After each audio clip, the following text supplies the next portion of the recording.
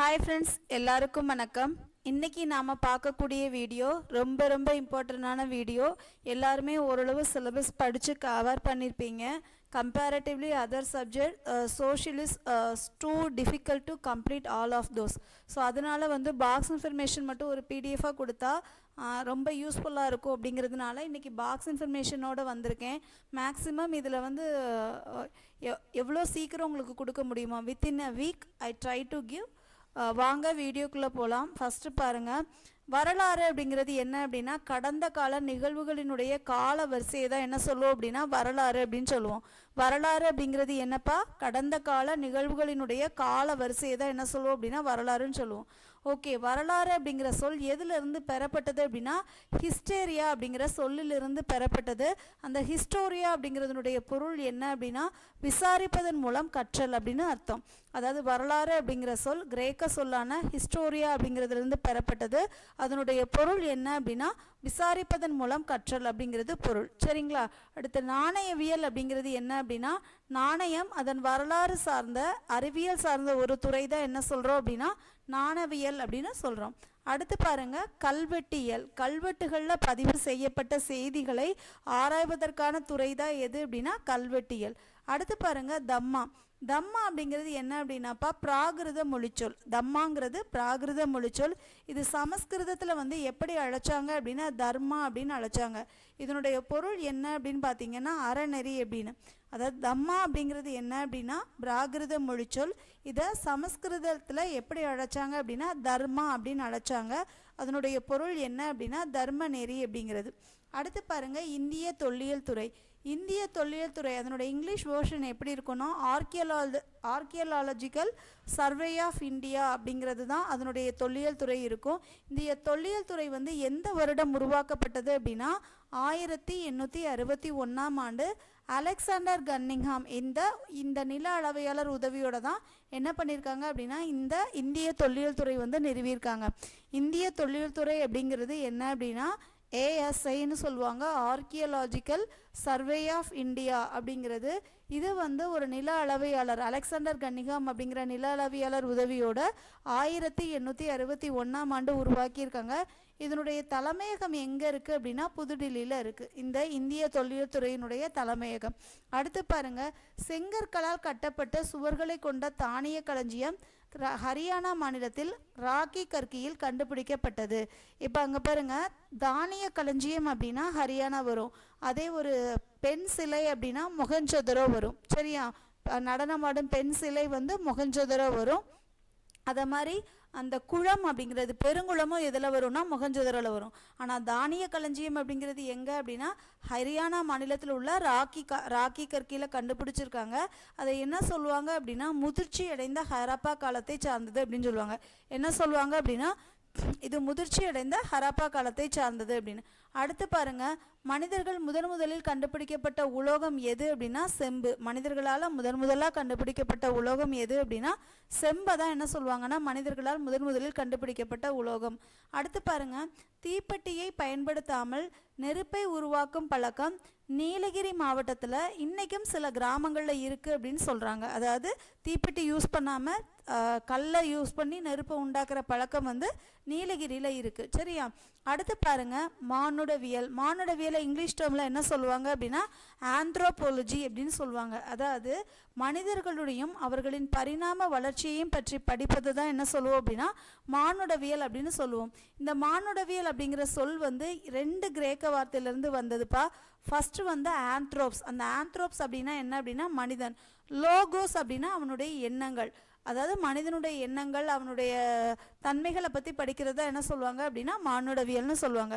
அப்போ மானுடவியல் அப்படிங்கிறது என்னப்பா ஆந்த்ரோபாலஜி அப்படின்னு சொல்லுவாங்க.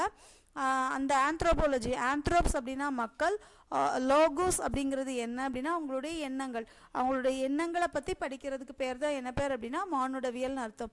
அடுத்து மனிதர்களும் அவர்களது வாழ்விடங்களும். இது ஒரு முக்கியமான பகுதி, பார்த்து வச்சுக்கோங்க. ஆஸ்ட்ரோலிஃபிக்ஸ். ஆஸ்ட்ரோலிஃபிக்ஸ் எந்த ஊரை சார்ந்தவன் அப்படின்னா கிழக்கு ஆப்பிரிக்காவை சார்ந்தவன் தான் யார் அப்படின்னா இந்த ஆஸ்ட்ரோலிஃபிக்ஸ். அடுத்து ஹோமோஹெபிலஸ். ஹோமோஹெபிலஸ் அப்படிங்கிறவன் எந்த ஊரை சார்ந்தவன் அப்படின்னா தென்னாப்பிரிக்காவை சார்ந்தவன் தான் யார் அப்படின்னா ஹோமோஹெபிலஸ் அப்படிங்கிறவன். அடுத்து ஹோமோ எரக்டஸ். ஹோமோ எரக்டஸ் எந்த ஊரை சேர்ந்தவர் மட்டும்னா ஆப்பிரிக்கா மற்றும் ஆசியா. இந்த ஹோமோ எரக்டஸ் வந்து ரொம்ப முக்கியமான ஒருத்தன். ஏன் ஹோமோ எரக்டஸ் முக்கியமான ஒருத்தன் அப்படின்னா நெருப்பின் பயனை முதலாக தெரிஞ்சு பயன்படுத்தினவன் யார் அப்படின்னா இந்த ஹோமோ எரக்டஸ் தான். அதாவது நெருப்பின் பயனை முதலில் பயன்படுத்தினவன் யார் அப்படின்னா இந்த ஹோமோ எரக்டஸ். நெருப்பின் பயனை பயன்படுத்தினவன் யார் அப்படின்னா ஹோமோ எரக்டஸ். அடுத்து நியாண்டர்தால். நியாண்டர்தால் அப்படிங்கிறவன் எங்கே அப்படின்னா யுரேஷியா, ஐரோப்பா மற்றும் ஆசியாவில் உள்ளவன் தான் யார் அப்படின்னா இந்த நியாண்டர்தால் மனுஷன். அடுத்து குரோமோமேக்னன்ஸ். குரோமோமேக்னன்ஸ் அப்படிங்கிறவன் பிரான்ஸ் நாட்டை சார்ந்தவன். அடுத்து பாருங்க பீகிங் மனிதன். பீகிங் மனிதன் எந்த ஊரை சார்ந்தவன் அப்படின்னா சீனாவை சார்ந்தவன். அடுத்து ஹோமோசெப்பியன்ஸ். ஹோமோசெப்பியன் அப்படிங்கிறவன் ஆப்பிரிக்காவை சார்ந்தவன். ஹோமோசெப்பியன்ஸ் அப்படிங்கிறது ஆப்பிரிக்காவை சார்ந்தவன், அதாவது நவீன மனிதன், சிந்திக்கும் மனிதன் சொல்லுவாங்க இவனை. அடுத்து ஹைட்டல் பார்க் மனிதன் எந்த ஊர் அப்படின்னா லண்டன். ஹைட்டல் பார்க் மனிதன் எந்த ஊர் அப்படின்னா லண்டன். சரிங்களா? அடுத்து பாருங்க மனிதர்கள் பரிணாம வளர்ச்சி அடைந்த கதையை தொல்லியல், மானுடவியல் ஆகியவற்றின் உதவியுடன் நம்ம அறிவியல் நோக்கில் பயில முடியும். அதாவது நம்ம மனுஷங்க பரிணாம வளர்ச்சி எதன் மூலமாக அறிய முடியும் அப்படின்னா தொல்லியல், மானிடவியல், இதன் மூலமாக தான் என்னால் என்ன பண்ண முடியும், நம்மளால் தெரிஞ்சுக்க முடியும் அப்படின்னு சொல்கிறாங்க. தொல்லியல், மானிடவியல் அப்படிங்கிறது மூலமாக தான் தெரிஞ்சுக்க முடியும் அப்படின்னு சொல்கிறாங்க. அடுத்து வரலாற்றுக்கு முந்தைய காலகட்டம் மனிதர்களையும் அவர்கள் பயன்படுத்திய பொருட்களையும் பற்றி படிப்பதை என்ன சொல்லுவாங்க அப்படின்னா தொல்லியல் அப்படின்னு சொல்லுவாங்க. இந்த தொல்லியலுக்கு முக்கியமாக ஒன்று பயன்படுது, அதை தான் என்ன சொல்லுவாங்க அப்படின்னா அகழ்வாராய்ச்சி பொருட்கள். தொல்லியலுக்கு மிக முக்கியமாக உதவுது ஒன்று, அதுதான் என்ன அப்படின்னா அகழ்வாராய்ச்சி பொருட்கள். அடுத்து பாருங்க மொஹஞ்சதாரோவில் தொல்பொருள் ஆராய்ச்சி நடைபெறும் இடம் உலக பாரம்பரிய தலமாக யுனெஸ்கோ அமைப்பால் தேர்ந்தெடுக்கப்பட்டுள்ளது. அதாவது மொஹஞ்சதாரோவில் தொல்பொருள் ஆராய்ச்சி நடைபெறுது, அதை வந்து உலக பாரம்பரிய தலமாக எந்த அமைப்பு நிறுவிக்கு அப்படின்னா யுனெஸ்கோ அமைப்பு வந்து என்ன பண்ணியிருக்கு அப்படி நிறுவிருக்கு. சரிங்களா? அடுத்து பாருங்க உலகின் மிக தொன்மையான நாகரிகம் எது அப்படின்னு பார்த்தீங்கன்னா மெசபடோமியா நாகரிகம். இந்த மெசபடோமியா நாகரிகம் வந்து எத்தனை ஆண்டுகளுக்கு முற்பட்டது அப்படின்னா 6500 ஆண்டுகளுக்கு முற்பட்டது. உலகின் மிக பழமையான நாகரிகம் எதுப்பா? மெசபடோமியா நாகரிகம். இந்த மெசபடோமியா நாகரிகம் எத்தனை வருடங்களுக்கு முற்பட்டது? 6500 வருடங்களுக்கு முற்பட்டது. அடுத்து பாருங்க சிந்து சமவெளி மக்கள் ஆபரணம் செய்ய சிவப்பு நிற மணிக்கற்களை பயன்படுத்தினர். இது ஒரு முக்கியமான கொஸ்டின். இதோட இங்கிலீஷ் பேரும் தெரிஞ்சு வச்சுக்கோங்க, கேர்னிலியன். இது கூட ஒரு ப்ரீவியஸ் இயர் கொஸ்டின்ல கேட்டிருந்தாங்க. சரிங்களா? சிந்து சமவெளி மக்கள் ஆபரணம் செய்ய சிவப்பு நிற மணிக்கற்களை பயன்படுத்தினர். ஓகேயா? அடுத்து பாருங்க சிந்து சமவெளி மக்களுக்கு இரும்பின் பயனை பற்றி தெரியாது. ஓகே, அதே மாதிரி அவங்களுக்கு குதிரையை பற்றியும் தெரியாதுப்பா. இது கூட ஒரு இயரில் கேட்டிருந்தாங்க. சிந்து சமவெளி மக்களுக்கு எந்த உலோகத்தை பற்றி தெரியாது, அவங்களுக்கு எந்த விலங்கை பற்றி தெரியாது அப்படின்னு. சரியா? அடுத்து பாருங்க சிந்து சமவெளி நாகரிகம், மெசபடோமியா நாகரிகம். ஃபஸ்ட்டு ரொம்ப பழமையான நாகரிகம் மெசபடோமியா நாகரிகம்னு சொல்லியிருக்கோம். ஸோ அதோட காலம் என்ன அப்படின்னா 3500 2000 வரைக்கும். சிந்து சமவெளி நாகரிகம் அப்படின்னா 3300 1900 வரைக்கும். ரொம்ப முக்கியமானது சிந்து சமவெளி நாகரிகம். சிந்து சமவெளி நாகரிகம் எப்பப்பா? 3300 1900 வரைக்கும். எகிப்து நாகரிகம் வந்து 3100 1100 வரைக்கும். சீன நாகரிகம் வந்து 1700 1122 வரைக்கும். இது ரொம்ப முக்கியமான ஒரு காலக்கோடு. Again I am going to tell. Mesopotamia நாகரிகம் 3500 2000 வரைக்கும். சிந்து சமவெளி நாகரிகம் 3300 1900 வரைக்கும். எகிப்து நாகரிகம் 3100 1100 வரைக்கும். சீன நாகரிகம் 1700 1122 வரைக்கும். அடுத்து பாருங்க முதல் எழுத்து வடிவம் யாரால் உருவாக்கப்பட்டது அப்படின்னா சுமேரியர்களால் உருவாக்கப்பட்டது தான் எது அப்படின்னா இந்த முதல் எழுத்து வடிவம். சரியா? அடுத்து பாருங்க கதிரியக்க கார்பன் வயது கணிப்பு முறை தொல்லியல் ஆய்வாளர்களால் தரப்படுத்தப்பட்ட முறை. அதாவது தொல்லியல் ஆய்வாளர்கள் வயதை கண்டுபிடிக்கிறதுக்காக எதை பயன்படுத்துகிறாங்க அப்படின்னா கதிரியக்க கார்பன் வயது கணிப்பு முறையை தான் பயன்படுத்துகிறாங்க. இந்த கார்பனின் கதிரியக்க ஐசோட்டோப்பான கார்பன் 14 இது ரொம்ப முக்கியம். இந்த கார்பன் 14 பயன்படுத்தி தான் என்ன பண்ணாங்க, ஒரு பொருளினுடைய வயதை வந்து என்ன பண்ணியிருக்காங்கன்னா அறிஞ்சிருக்காங்க. கதிரியக்க கார்பன் வயது கணிப்பு முறை என்பது தொல்லியல் ஆய்வாளர்களால் தரப்படுத்தப்பட்ட முறை. கார்பனின் கதிரியக்க ஐசோட்டோப்பான கார்பன் 14 பயன்படுத்தி பொருளின் வயதை அறியும் முறையை தான் என்ன சொன்னாங்க அப்படின்னா கதிரியக்க கார்பன் முறை அல்லது கார்பன் 14 முறை என்று அழைக்கப்படுகிறது. சரியா? அடுத்து ரொம்ப முக்கியமான கொஸ்டின், சிந்து சமவெளி நாகரிகத்தினுடைய முன்னோடி நகரம் எது அப்படின்னு பார்த்தீங்கன்னா மெஹர்கர். மெஹர்கர் அப்படிங்கிறது என்ன அப்படின்னு பாருங்க, புதிய கற்கால மனிதர்கள் வாழ்ந்த ஒரு இடம். மெஹர்கர் அப்படிங்கிறது என்ன அப்படின்னா புதிய கற்கால மனிதன் வாழ்ந்த ஒரு இடம். இது வந்து பாகிஸ்தான் மாநிலத்தில் எங்கே இருக்குது அப்படின்னு பார்த்தீங்கன்னா பலுச்சிஸ்தான் மாநிலத்தில் வந்து போலன் ஆற்று பள்ளத்தாக்கில் வந்து இருந்திருக்கு. அதாவது இதுதான் தொடக்க கால மனிதர்கள் வாழ்ந்ததாக கண்டறியப்பட்ட இடங்களில் ஒன்று. மக்கள் வந்து வேளாண்மையிலையும் கால்நடை வளர்ப்பிலையும் ஈடுபட்டதற்கான சான்றுகள் வந்து இதில் கிடச்சிருக்கு. எத்தனை 7000 ஒட்டிய காலத்திலேயே மெஹர்கரில் நாகரிகத்திற்கு முந்தைய வாழ்க்கை நிலவியதற்கான தொல்லியல் சான்றுகள் வந்து கிடச்சிருக்கான். சரியா? அப்போ மெஹர்கர் அப்படிங்கிறது என்ன அப்படின்னா சிந்து சமவெளி நாகரிகத்துக்கு முன்னோடி. அது எந்த காலத்தை சார்ந்ததுன்னு கேட்கலாம். புதிய கற்காலத்தை சார்ந்தது. இது பாகிஸ்தான் நாட்டில் பலுச்சிஸ்தான் மாநிலத்தில் போலன் ஆற்று பள்ளத்தாக்கில் வந்து இருந்திருக்கு. தொடக்க கால மனிதர்கள் வாழ்ந்ததாக கண்டறியப்பட்ட இடங்களில் ஒன்று தான் எது அப்படின்னா இந்த மெஹர்கர். வேளாண்மையிலையும் கால்நடை வளர்ப்பிலும் ஈடுபட்டதற்கான சான்றுகள் வந்து இங்கே கிடச்சிருக்குப்பா. 7000 வருஷத்துக்கு முன்னாடியே மக்கள் வாழ்ந்ததற்கான தொல்லியல் சான்றுகள் வந்து இங்கே கிடச்சிருக்கு. சரியா? அடுத்து பாருங்க, இந்த நம்ம குரோமோ மேக்னன்ஸ்னு ஒரு மனுஷனை பற்றி படிச்சிருப்போம். அவன் யார் அப்படின்னு பார்த்தீங்கன்னா நெருப்பின் பையனை கண்டுபிடிச்சவன் வந்து ஹோமோ எரெக்டஸ். இவன் வந்து குகையில் வாழ கற்றுக்கொண்ட மனிதன். குகை குரோமோன்னு ஞாபகம் வச்சுக்கோங்க. இவங்க குகைகளில் வாழ்ந்ததற்கான சான்றுகள் எங்கே கிடச்சிருக்கு அப்படின்னு பார்த்தீங்கன்னா பிரான்ஸில் இருக்கக்கூடிய லாஸ்காஸ் அப்படிங்கிற இடத்துல குகைகளில் வாழ்ந்ததற்கான சான்றுகள் வந்து கிடச்சிருக்கு. இந்த குரோமோ மேக்னன்ஸ் மனிதன் என்ன பண்ணியிருக்கா அப்படின்னா இறந்தவர்களை புதைக்கும் பழக்கத்தில் இவங்களுடைய வழக்கத்தில் இருந்தது. குகையில் வாழ கற்றுக்கொண்ட மனிதன் தான் யார் அப்படின்னா குரோமோ மேக்னன்ஸ் அப்படிங்கிற மனிதன். இவன் பிரான்ஸில் உள்ள லாஸ்கா அப்படிங்கிற பகுதியில் குகையில் வாழ்ந்ததற்கான சான்றுகள் கிடைச்சிருக்கு. இவர்களிடம் இறந்தவர்களை புதைக்கும் பழக்கமும் என்ன பண்ணியிருக்கு இருந்திருக்கு. புகார் நகரத்தை என்ன சொல்லுவோம்ப்பா துறைமுக நகரம்னு சொல்லுவோம். மதுரையை வணிக நகரம்னு சொல்லுவோம். காஞ்சி கல்வி நகரம்னு சொல்லுவோம். சரியா? அடுத்து பாருங்க, சோழ நாடு சோறுடைத்து, பாண்டிய நாடு முத்துடைத்து, சேர நாடு வேளமுடைத்து, தொண்டை நாடு சான்றோர் உடைத்து அப்படின்னு சொல்லுவாங்க. சோழ நாடு சோறுடைத்து, பாண்டிய நாடு முத்துடைத்து, சேர நாடு வேளமுடைத்து, தொண்டை நாடு சான்றோர் உடைத்து அப்படின்னு சொல்லுவாங்க. அடுத்து பாருங்க, கேவிடி வளாகம். இந்த கேவிடி வளாகம் அப்படிங்கிறது என்ன அப்படின்னாப்பா பாகிஸ்தானில் இன்னைக்கும் கொற்கை, வஞ்சி, தொண்டி, மத்ரை, உரை, கூடல் நகர் என்று பெயர் கொண்ட இடங்கள் இருக்குது. எங்கே? பாகிஸ்தானில். அது என்ன அப்படின்னா கொற்கை, பூம்புகார் போன்ற கால நகரங்கள் துறைமுகங்களின் பெயர்களுடன் உள்ள இடங்கள் ஆப்கானிஸ்தானில் உள்ளன. இன்னைக்கும் இந்த கொற்கை, பூம்புகார் நகரங்களினுடைய பெயர்கள் எங்கே இருக்குது அப்படின்னா ஆப்கானிஸ்தானில் இருக்குது.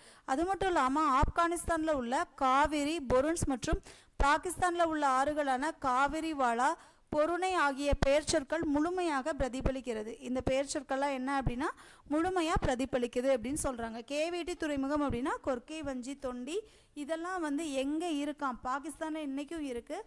குறிப்பாக ஆப்கானிஸ்தானில் கொற்கை, பூம்புகார் அந்த துறைமுகங்களுடைய பெயர்கள் கூடிய இடங்கள் இருக்குது. அது மட்டும் இல்லாமல் காவிரி, பொருன்ஸ் போன்ற உள்ள ஆறுகள் காவிரி, வாலா, பொருணை ஆகிய சொற்கள் வந்து இன்னைக்கு பிரதிபலிக்குது. சரியா?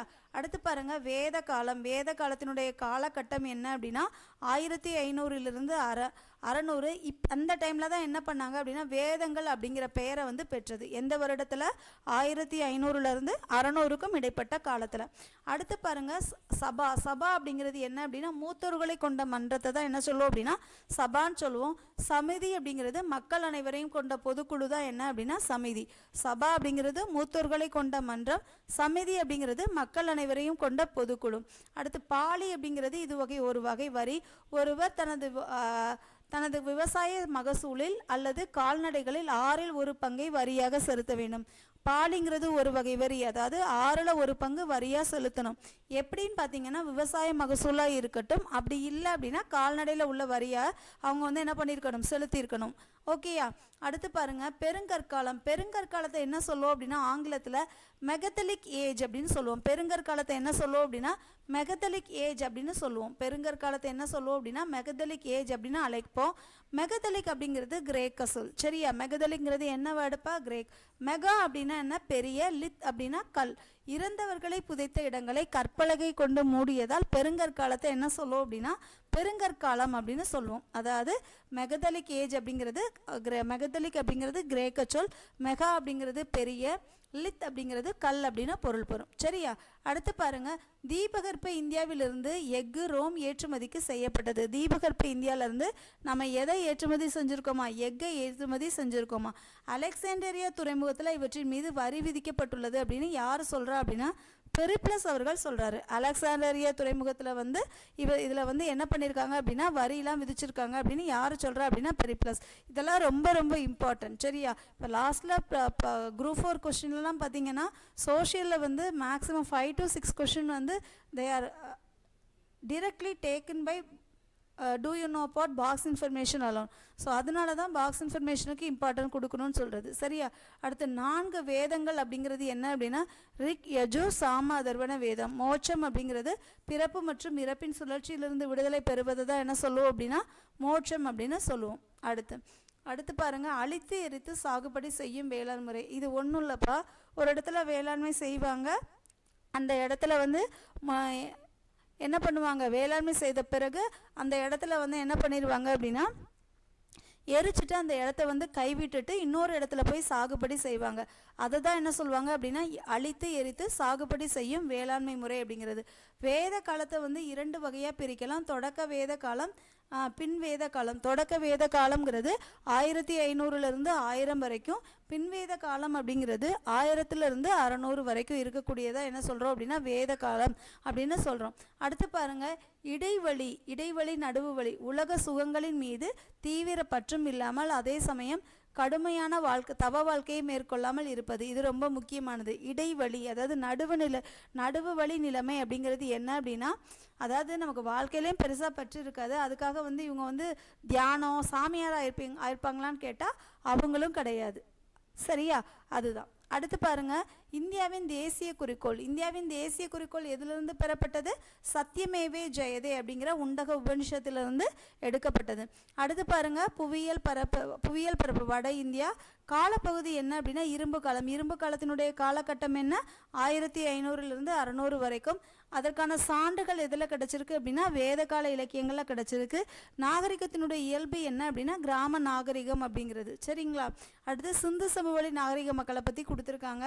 இதில் வந்து என்ன அப்படின்னா நமக்கு எக்ஸாம் பாயிண்ட் ஆஃப் வியூவில் ஒன்றும் இருக்காது, ஒரே ஒரு விஷயம் தான், தாய் வழிபாடு அவங்க வந்து என்ன பண்ணியிருப்பாங்கன்னா பின்பற்றியிருப்பாங்க. அது மட்டும் முக்கியமாக தெரிஞ்சுக்கிடணும். சரிங்களா? அடுத்து நான் ஏற்கனவே சொல்லியிருந்தேன்ல மனித பரிணாம வளர்ச்சி நம்ம ஒரு பாக்ஸில் கேட்டிருந்தோன்னு. இப்போ பாருங்கள், ஆஸ்ட்ரோலெபிக்ஸ். இந்த ஆஸ்ட்ரோலெபிக்ஸ் யார் அப்படின்னு பார்த்தீங்கன்னா தொடக்க கால மனிதன் தான் ஆஸ்ட்ரோலெபிக்ஸ். ஹோமோ ஹெபிலஸ் அப்படிங்கிறவனு தொடக்க கால மனிதன் தான். அடுத்து ஹோமோ எரக்டஸ் என்ன அப்படின்னாப்பா இவன் வந்து நெருப்பின் பயனை முதலாக அறிந்த மனிதன் யார் அப்படின்னா ஹோமோ எரக்டஸ் அப்படிங்கிறவன். அடுத்து நியாண்டர்தால் அப்படிங்கிறவங்க வந்து ஆப்பிரிக்கர்களிடமிருந்து தோன்றினவன். இந்த நியாண்டர்தால் வந்து முழுமையான மனித வடிவமானு கேட்டால் இல்லை. சரியா? அடுத்து ஹோமோசெப்பியன் தான் ரொம்ப முக்கியமானது. எப்படி நெருப்பின் பயனை அறிந்த மனிதன் ஹோமோ எரக்டஸோ சுயமாக சிந்திக்க ஆரம்பித்த மனிதன் யார் அப்படின்னா ஹோமோசெப்பியன்ஸ் அப்படிங்கிறவன். அடுத்து பாருங்கள், குரோமோ மேக்னன்ஸ் அப்படிங்கிறவன் என்ன அப்படின்னாப்பா நவீன மனிதனை தான் குரோமோ மேக்னன்ஸ்னு சொல்கிறோம். அவன் என்ன பண்ணான் அப்படின்னா கற்கால கருவிகளெல்லாம் என்ன பண்ணான் பயன்படுத்த ஆரம்பித்ததா எது அப்படின்னா அந்த குரோமோ மேக்னன்ஸ் அப்படிங்கிறவன். சரியா? அடுத்து ரொம்ப ரொம்ப முக்கியமானது, நிறைய தடவை கேள்விகள் கேட்கப்பட்ட ஒரு பகுதி யார் அப்படின்னா அசோகர் யார் அப்படின்னா பண்டை இந்தியாவில் பேரும் புகழும் பெற்ற அரசர் தான் யார் அப்படின்னா இவர். அது மட்டும் இல்லாமல் இவர் வந்து ரொம்ப ஸ்பெஷலாக சொல்லுவாங்க. ஏன் சொல்லுவாங்க அப்படின்னா கலிங்க போர் நடக்கும் 261 கலிங்க போர் நடக்கும். கலிங்க போருக்கு பின்னாடி எல்லா உயிர்களும் இறந்து போகிறத பார்த்து ரொம்ப நொந்து போய் என்ன பண்ணிடுவார், இனிமேல் போரே வேண்டாம் அப்படின்னு சொல்லிட்டு ஒரு அமைதியாக போய் வந்து போரை திறந்துட்டு போரை விட்டுட்டு ஒரு அமைதியான வாழ்க்கை வாழ்ந்த மனிதன் யார் அப்படின்னா அவர் தான். அதில் தான் இதில் கொடுத்துருப்பாங்க. அதை எல்லாத்தையும் விட நமக்கு இம்பார்ட்டன்ட் என்ன அப்படின்னா விலங்குகளுக்காக முதலாக தனியே மருத்துவமனை அமைத்து தந்தவர் யார் அப்படின்னா இவர் தான். அது மட்டும் இல்லாமல் இப்போ தேசிய கொடியிலலாம் 24 ஆரக்கால் சக்கரம் இருக்கு இல்லையா, அதெல்லாம் வந்து யார் உருவாக்குன தூண்லேருந்து பெறப்பட்டது தான், நம்மளுடைய அசோகருடைய தூண்லேருந்து தான் பெறப்பட்டது. சரியா? அது மட்டும் இல்லாமல் இன்னொரு முக்கியமான விஷயம் என்னென்னா ஆங்கிலேயர்கள் வர்ற வரைக்குமே நமக்கு வந்து யாரை பற்றின இன்ஃபர்மேஷன் பெருசாக தெரியாது அப்படின்னு பார்த்தீங்க அப்படின்னா அசோகரை பற்றின இன்ஃபர்மேஷன் வந்து பெருசாக தெரியாது. ஏன் தெரியாது அப்படின்னா என்ன பண்ணல, பெருசாக இல்லை. ஏன் இல்லை அப்படின்னு பார்த்தீங்கன்னா அதுக்கான சான்றுகள் எதுவுமே இல்லை. அப்போ தான் என்ன பண்ணுறாங்க அப்படின்னா William Jones, James Prinsep, Alexander Cunningham, இந்த அலெக்சாண்டர் கன்னிங்ஹாம் தான் தொல்லியல் துறையை நிறுவிப்பார். இவங்கெல்லாம் என்ன பண்ணாங்க அப்படின்னா கண்டுபிடிச்ச தொல்லியல் சான்றுகள் தான் மாமன்னர் அசோகரினுடைய சிறப்புகளை என்ன பண்ணும் அப்படின்னா வெளி உலகத்துக்கு வந்து கொண்டு வர செய்யும். இதன் அடிப்படையில் தான் இவர் வந்து என்ன பண்ணுறாரு அப்படின்னா சார்லஸ் ஆலன் அப்படிங்கிறவர் அசோகர் குறித்த அனைத்து ஆவணங்களையும் என்ன பண்ணுறாரு, வெளியிடுறாரு. அந்த புக்கு பேர் என்ன பேர் அப்படின்னா the search of the India's last emperor அப்படிங்கிற ஒரு புக்கை வந்து என்ன பண்ணுறாங்கன்னா வெளியிடுறாங்க. அது மூலமாக தான் நமக்கு அசோகருடைய சிறப்புகள்லாம் என்ன பண்ணுது அப்படின்னா தெரியுது. சரியா? அதுக்கடுத்து வந்து இந்த சிந்து சமவெளி நாகரிகத்தினுடைய மட்பாண்டங்கள் எப்படி இருந்துச்சு அப்படிங்கிற மாதிரிலாம் கொடுத்துருக்காங்க. சக்கரத்தின் பயனை அறிஞ்சிருந்தாங்க. அந்த புக் இதை பார்த்தீங்கன்னாலே தெரியும். அதில் என்ன ரொம்ப முக்கியமானதுன்னா மட்பாண்டங்கள் வந்து என்ன நிறத்தில் இருந்தது அப்படின்னா கருப்பு வண்ணத்தில் அழகிய வேலைப்பாடுகள் கொண்ட மட்பாண்டங்களை வந்து என்ன பண்ணியிருந்தாங்கன்னா பயன்படுத்தி இருந்தாங்க. அது மட்டும் இல்லாமல் தாய் தெய்வ வழிபாடு இருந்தது. அவங்களுடைய சமூகத்தில் பெண்களை முதல்நிலைப்படுத்தி இருந்ததா சொல்கிறாங்க. அடுத்து பாருங்கள், மொஹஞ்சதாரோவில் வெண்கலத்தால் ஆன சிறிய பெண் சிலை கிடைத்தது. வெண்கலத்தால் ஆன பெண் சிலை கிடைச்சிருக்கு. அந்த சிலையை பார்த்த ஜான் மார்ஷல் என்ன சொல்கிறாரு அப்படின்னா இது வந்து வரலாற்றுக்கு முந்தைய காலமாக இருந்திருக்க வாய்ப்பில்லை, ஏன்னா அவ்வளோ அழகாகவும் ரொம்ப நேர்த்துதலோடையும் இருந்தது அப்படின்னு சொன்னாராம். இந்த கூட கேட்கலாம். மொஹஞ்சதாரோவில் உள்ள வெண்கல சிலையை பற்றின கருத்துக்களை கூறினவங்க யார் அப்படின்னா ஜான் மார்ஷல். அது மட்டும் இல்லாமல் 3000 ஆண்டுகளுக்கு முற்பட்டதாக இருந்திருக்கலாம் அப்படின்னு நினச்சாரு. ஆனால் அந்த காலகட்டத்திற்கு உரியதாக தான் இருந்தது. சரிங்களா? அடுத்து பெருங்கற்கால நினைவு சின்னங்கள். இது புதிய கற்காலத்தின் கடைப்பகுதியில் வாழ்ந்த மக்கள் பெருங்கற்கால புதைப்பு முறைகளை பின்பற்ற தொடங்கினர். அதாவது பெருங்கற்காலத்தில் தான் என்ன பண்ணுறாங்க அப்படின்னா இறந்தவர்களை முதுமக்கள் தாளியில் இட்டு புதைக்கிறாங்க. சரிங்களா? அதுதான் இதில் கொடுத்துருப்பாங்க. அடுத்து கற்திட்டைகள். இந்த கற்திட்டைகளுக்கு உதாரணம் எங்கே காணப்படுது அப்படின்னா தருமபுரியில் பாண்டவன் திட்டு அப்படிங்கிற இடத்துல வந்து காணப்படுது. அதாவது என்ன அப்படின்னா இறந்தவர்களை புதைத்த இடத்தில் இருபுறமும் 2 கற்பலகைகளை செங்குத்தாக நடப்பட்டு அவற்றின் மீது மற்றொரு கற்பலகை படுக்கை வைக்கப்படும். அதாவது இறந்தவர்களை புதைச்சு அந்த 2 பக்கமும் கற்திட்டைகள் வச்சுருவாங்களாம். இந்த கற்திட்டைகள் எங்கெல்லாம் காணப்படுது அப்படிங்கிறத பார்த்து வச்சுக்கோங்க. மேம் இதெல்லாம் படிக்கணுமா?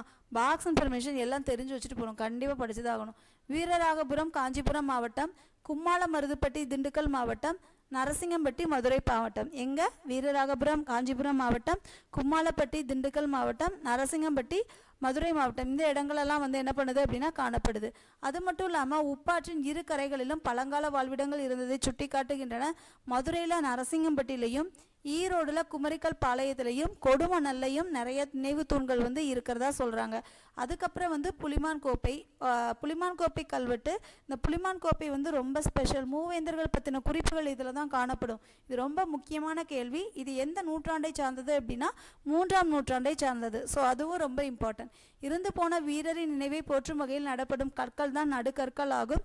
தனது கிராமத்தை கொடிய விலங்குகளிடமிருந்தும் எதிரிகளிடமிருந்தும் காப்பாற்றும் முயற்சியில் மரணத்தை தழுவிய வீரர்களின் நினைவாக நடப்படுவது. இந்த நடுக்கல் எதுக்கு அப்படின்னா தன்னுடைய ஊரில் உள்ள மக்கள் வந்து கொடிய விலங்குகளால் பாதிக்கப்படக்கூடாதுன்னு போராடி ஒருத்தர் உயிரிழந்திருப்பார்.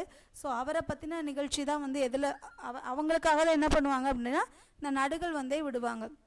திண்டுக்கல் மாவட்டம் பழனிக்கு அருகேயுள்ள மானூர், தூத்துக்குடி மாவட்டம் வெள்ளாளன்கோட்டை, திண்டுக்கல் மாவட்டம் புலிமான் கோப்பை ஆகிய இடங்கள்ல என்ன பண்ணுது அப்படின்னா நடுக்கற்கள் வந்து என்ன பண்ணுதுப்பா காணப்படுது. சரிங்களா? அடுத்து பாருங்க, இந்த ஒரு பேஜோட முடிச்சுக்கலாம். கண்டினியூஸாக உங்களுக்கு வீடியோ வரும். ஓகேயா? சமணம் அப்படிங்கிற சொல் வந்து ஜினா அப்படிங்கிற சமஸ்கிருத சொல்லிலிருந்து பெறப்பட்டது. அதனுடைய பொருள் என்ன அப்படின்னா தன்னையும் வெளி உலகத்தையும் வெல்றதுக்கு பேர் தான் என்ன பேர் அப்படின்னா சமணம். சமணம் அப்படிங்கிற சொல் வந்து ஜினா அப்படிங்கிற சமஸ்கிருத சொல்லிருந்து பெறப்பட்டது.